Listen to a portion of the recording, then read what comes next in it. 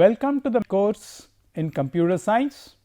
The subject is operating systems, the topic virtual memory. Every computer has 5 basic elements: the central processing unit, the memory unit, the input output devices and the control. The concern here is that to write a program, we need to first have a well defined set of input represented in a manner where the zeros and one forms are relatable both to the programmer and the computer, and the outcome or the output of the program must be a well defined set of output data. Both the input data and the output data will eventually be in the memory. So will be the program which is transforming this input data into the output data. The entire computing really happens in this central processing unit.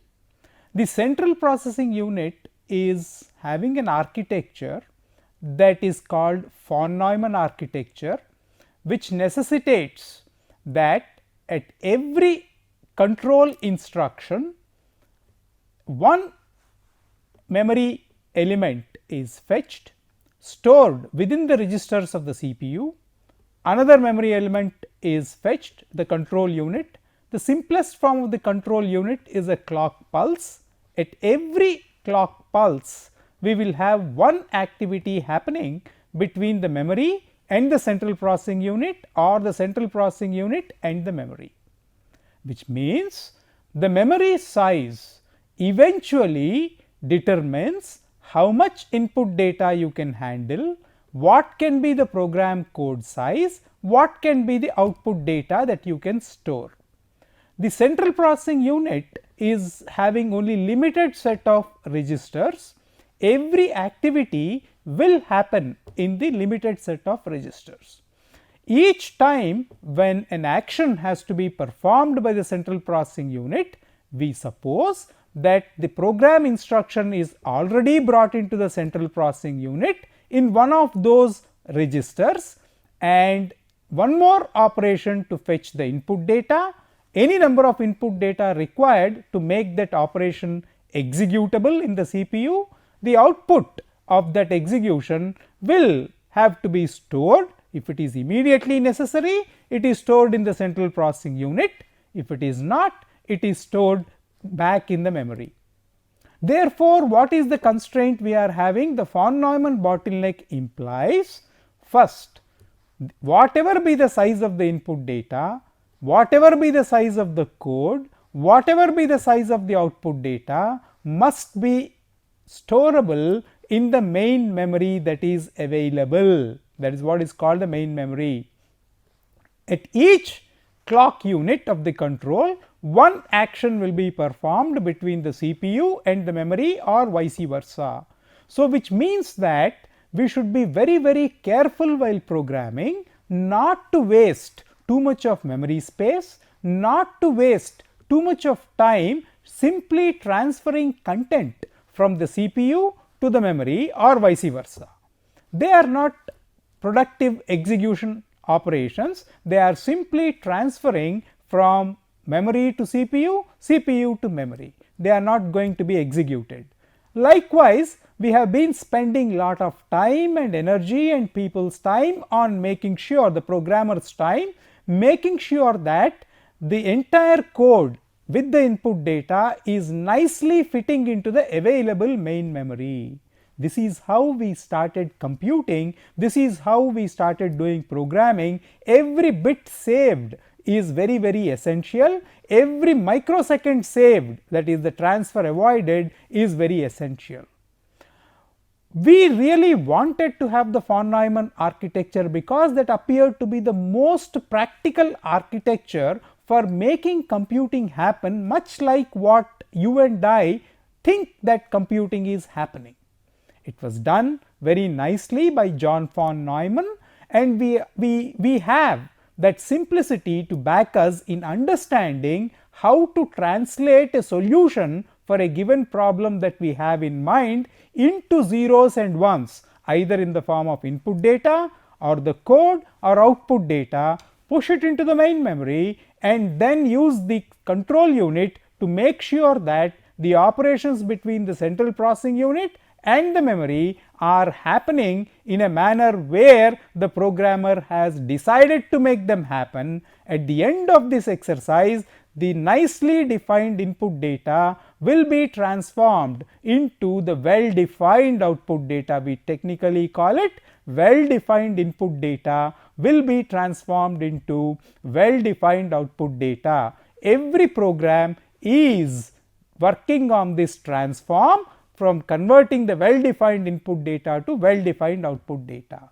What is the concern here? The concern which we experience first is the size of the main memory.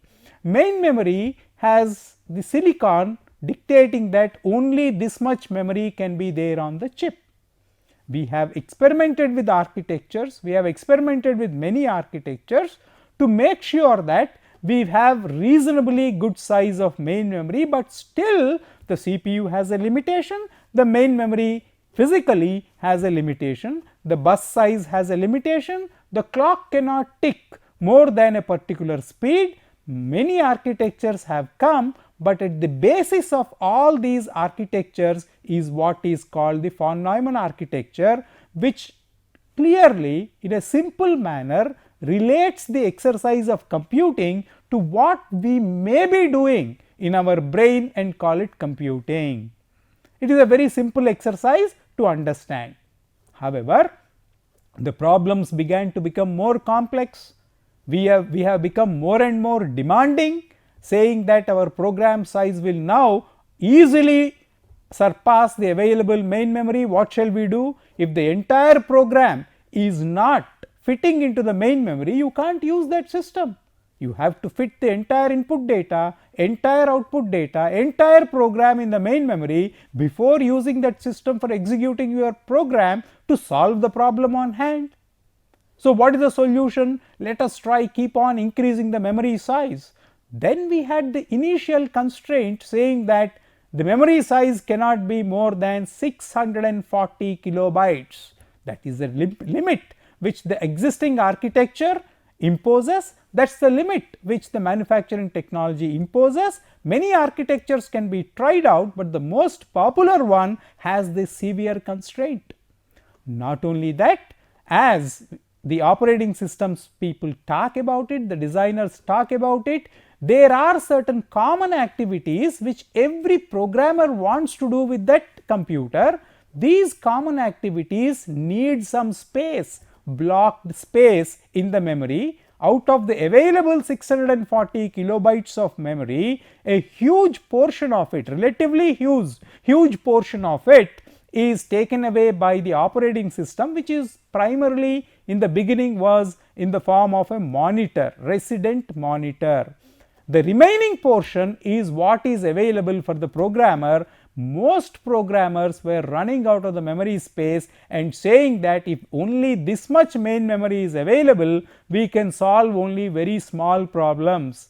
Now we have purchased a computer with a big investment, and the return on investment is meaningful only if we solve more and more complex problems. We can't increase the physical memory, we can't increase the space available for the input data, for the code and for the output data. We can't talk about a CPU having so many registers to supplant. We cannot therefore avoid shipping too many contents from the CPU to the memory, memory to the CPU. The clock has a limited speed. Therefore, we have been once again saying that the physical architecture is severely constraining the efficiency, the swiftness with which we can execute a program and store the data. Is there a way out of this? Was a simple question. So, in this method, what we found is the operating system can have a functionality called memory management. What began as a simple resident monitor now began to have more and more support for managing the memory. Memory management became a very important functionality of every operating system. what we did first was to understand whether we need to store the full program in the main memory or only some portion of that program can be stored, which is absolutely essential for interacting with the CPU, and then we can bring it back whenever necessary. So, we started talking about multi-programming environments where we said that it is in theory possible to have more programs resident in the main memory, only portion of it will be resident. However, very soon the practical implementations began to indicate that in this method we are only able to show 5 to 6 programs being simultaneously in the memory, and only one of them will be executed. Once it is stopped in terms of access to the CPU, in theory it can be taken away from the main memory, pushed back into other memories where we will store, we will see later, and some other job can be brought in. In this exercise, any beyond 5 to 6 jobs, the efficiency was becoming very low. So, it is not the case of thinking that we will store one job. As I mentioned earlier on, the other two components are the input and output devices. Traditionally, the input and output devices are much slower than the central processing unit and the clock. Therefore, I bring one job into the memory. When this job is seeking an input or an output, it does not require the CPU. So, I will temporarily shift this job only to the input and output exercise. Let other job that needs the CPU take over the CPU and then go on using it. This method was proving to be very useful as an idea, but in practice the efficiency was going low.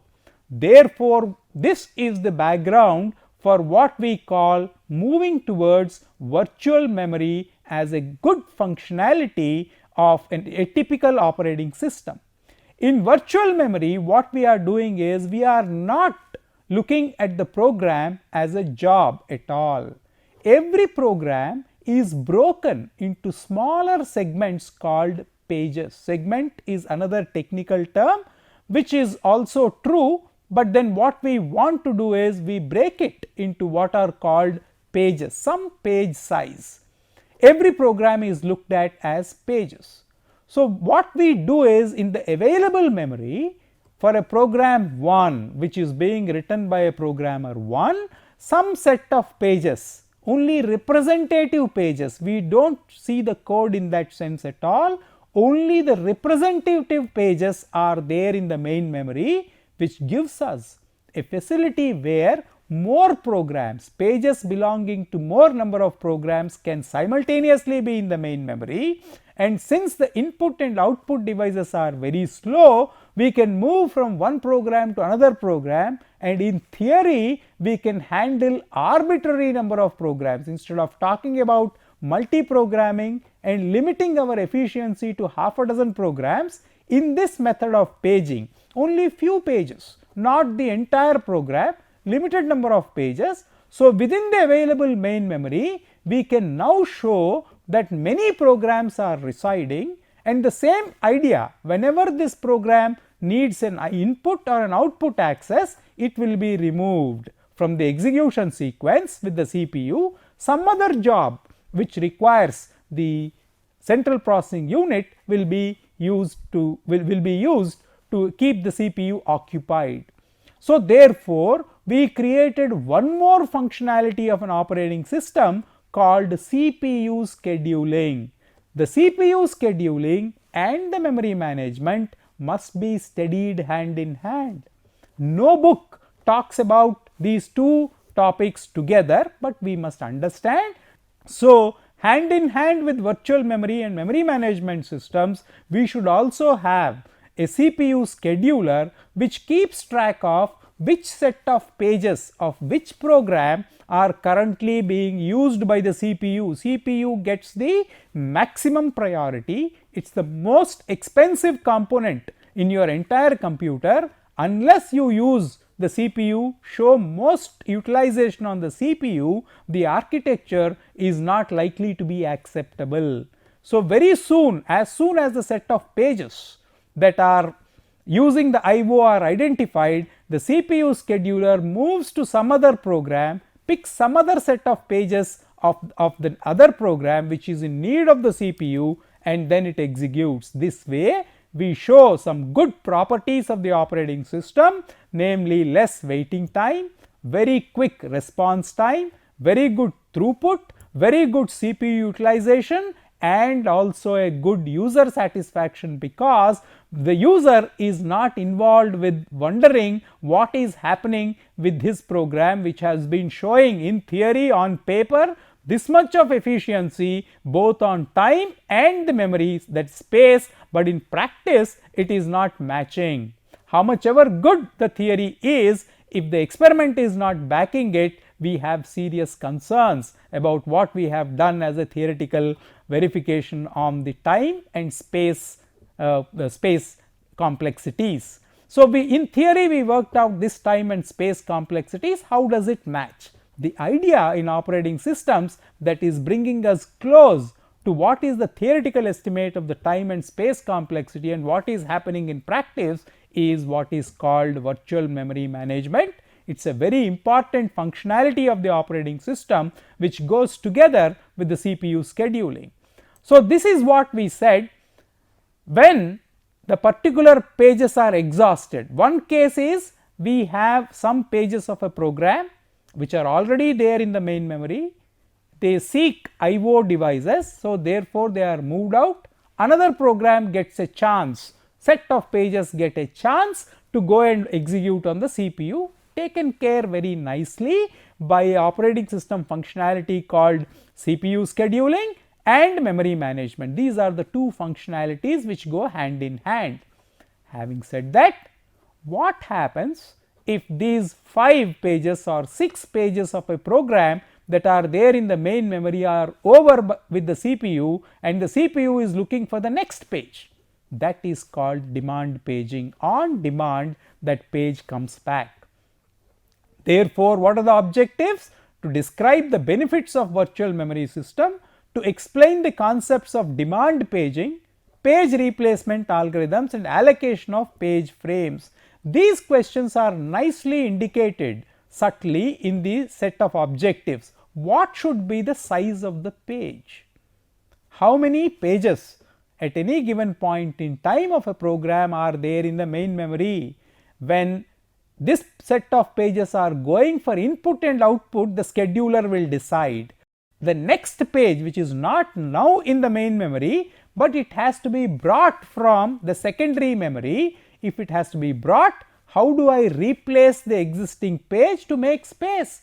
By that time, the memory is fully occupied by the pages of other programs. This particular program is given space for, let us say, half a dozen pages. What will happen when this program needs the 7th page? The CPU is waiting, costly time of the CPU. When it wants the 7th page, it comes, but it does not know where to fit in the main memory because it is full with pages of other programs.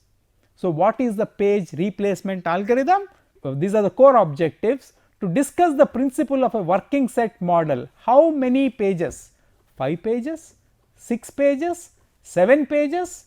So, we have worked out theoretically, the operating system designers have come out with the memory management solution using the term called working set. If this page is being used, we need to have some n number of pages before the page, n number of pages after the page being executed, readily available in the main memory. Otherwise, we will be shuttling not only between the CPU and the main memory, as I have discussed earlier, spending time doing nothing, no execution. We should now shuttle between the secondary memory and the main memory to CPU, one more level of hierarchy, doing no execution. That is a gross waste of computing resources. So, we have been trying to calibrate for a given operating system what should be the working set. If you are executing one page, the operating system designer will tell, before this page from the same program there must be n number of preceding pages, after this page n number of pages. This is called a working set. There are a lot of theoretical studies, fantastic simulations available on determining everything.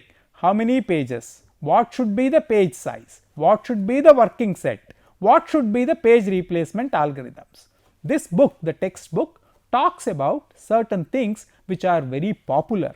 Many architectures have come, many computer scientists have worked on these problems to give better solutions. However, the textbook talks about the basic ideas in the area of virtual memory to examine the relationship between shared memory and memory mapped files. Memory mapped file is files. File is a bigger chunk of input data. If it is only a few variables, if it is only, even if it is 100 variables, as I said in the beginning of the lecture, the entire input data can come and sit in the main memory. Likewise, if the output data that is being generated is also a few variables, it can also sit in the main memory. But then the data structure called file potentially talks about kilobytes, megabytes, gigabytes, petabytes of data, which can simply be fit only in the secondary storage. There is no scope of fitting all that data in the main memory. So, for the program, we have got some good ideas in memory management called demand paging, page replacement algorithms, allocation of page frames, working set model. For the data, what do we do? So, we need to have something which in the shared memory which has a map of the file. Reasonable chunk of data of a huge data segment is available. And then we also talk about the memory which is managed exclusively within the operating system, which is called a kernel memory. So, there are several memories which we talked about. The main memory, which is a part and parcel of the computer architecture called von Neumann architecture, the secondary memory, and then some memory which the operating system will require to manage all these activities which have been discussed. Code needs to be in the memory to execute, but entire program is rarely used. Error code, unusual routines, large data structures, entire program code not needed at the same time. Consider ability to execute partially loaded program, which talked about multi-programming. Each program takes less memory while running, increased CPU utilization, less I/O needed to load or swap programs. All these statements have been explained until now, and now we go to the next slide called virtual memory. Separation of user logical memory from the physical memory. What is this virtual memory indicating? Physically, the memory is only this much. We are not able to increase the physical memory because of the reasons which I have cited earlier. Architectural limitations, manufacturing limitations of the memory chip. However, in this method, only 6 number of pages, 7 number of pages are in the main memory, but the CPU deems that the entire program is accessible whenever necessary. A small set of pages, the working set of pages of a given program are enough to be brought into the main memory. A simple map of a file, necessary map of the file can be brought into the memory, and we start thinking that the entire input data, entire output data that will be created and the entire program are readily accessible to the CPU whenever the scheduler wants. So, we created a way of telling that there is something called a logical memory. In the logical memory, it is all like the early days of von Neumann architecture. In the physical memory, a small footprint of the program, a small segment of the large data which may be in the file, only those are there in the physical memory. But since the mapping between the logical and physical memories are happening in a seamless manner, regulated by the operating system, regulated by the CPU scheduler, two primary functionalities, but then the other functionalities like I/O system, file subsystem. There are nearly half a dozen functionalities of the operating system that work together to make this mapping between logical memory and physical memory efficient, easy to understand by the programmer. Please understand that the problem is so complex that the time of the programmer should be taken towards problem solving. We always say that these are all the architectural concerns, they are all limitations of the architecture. Why should the programmer be worrying about the nitty-gritty of what are the limitations of the architecture? Good programming therefore begins with the lesson that when we write a program as a solution, we should have an estimate of the best case, average case and the worst case. All three designs are there in terms of time complexity and space complexity. How does the actual execution come close to these theoretical estimates is the big challenge in programming. Most of us think that that is the exercise that completes programming, and that's what attracted some of the most brilliant minds into computing. That's a good challenge. Only part of the program needs to be in the memory.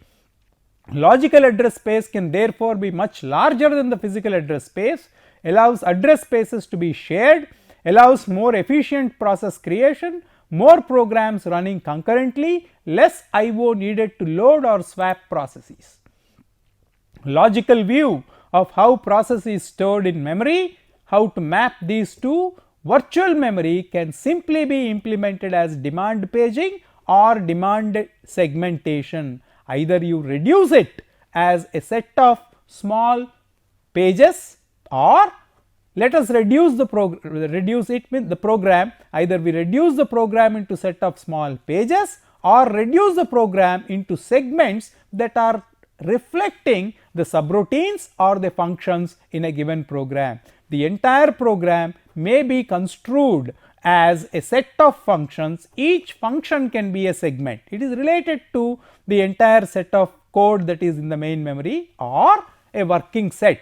Demand paging works on working set, demand segmentation works on segmenting the program based on the functionality of the program, sub-functions, subroutines. These are the two differences. Both are tried out, fantastic experimental results are there, good ideas are still coming. Memory management is very critical component because the von Neumann architecture eventually dictates that we are governed by the fact that all execution happens in the CPU, memory is very passive, the interactions between CPU and the memory will cause a bottleneck.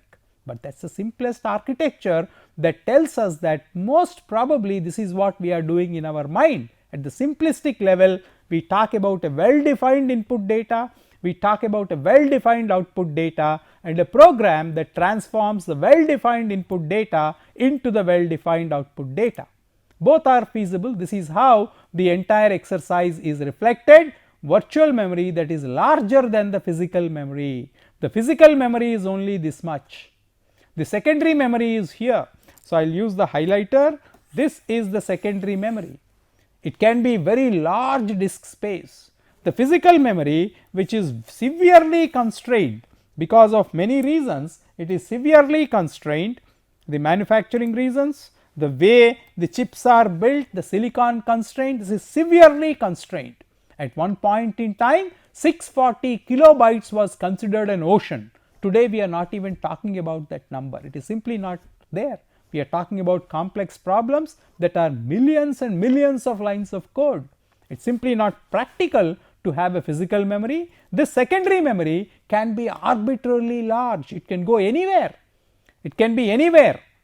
It is not necessarily on the same machine. It can be on the network. Scott McNealy of Sun Microsystems gave a very nice statement.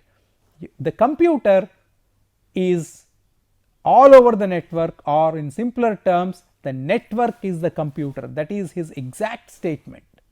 The components which I have been talking about, input devices, output devices, main memory, CPU, control, can in theory be anywhere. They can be networked. The network is the computer is a statement made by Scott McNealy of Sun Microsystems, and today we are seeing it happening. So, what is it that we are doing? This is the physical memory, and we are having a secondary memory which is here, and what we are doing is constructing a memory map that tells me which pages are brought into the physical memory, where it is stored. From here something is stored here, from here it is going on. There is a nice data structure which is maintained by the operating system called the page table.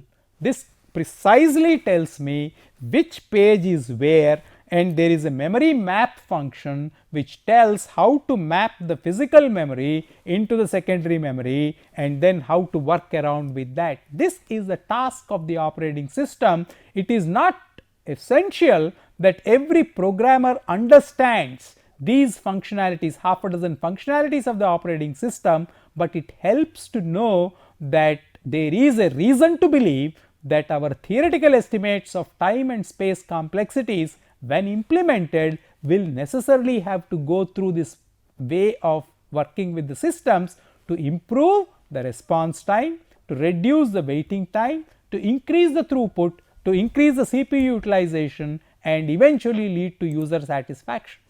So, this is the virtual address space. There is a stack, there is data. This is the data structure which is very, very essential in understanding how this mapping function works.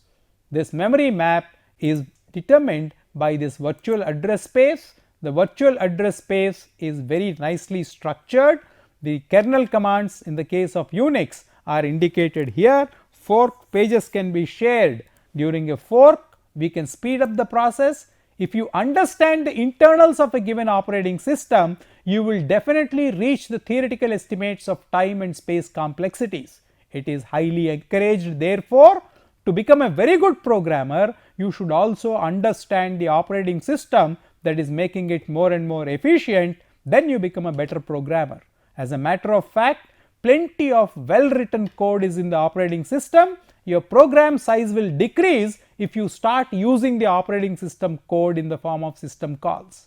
Shared library functions, demand paging, I have described this, bringing a page into memory when it is needed. Lazy swapper, the swapper can be made as efficient or as late as possible. We like to wait for the call to come from the CPU scheduler and then swap a page. So, these are the basic concepts, and this is how the data structure works.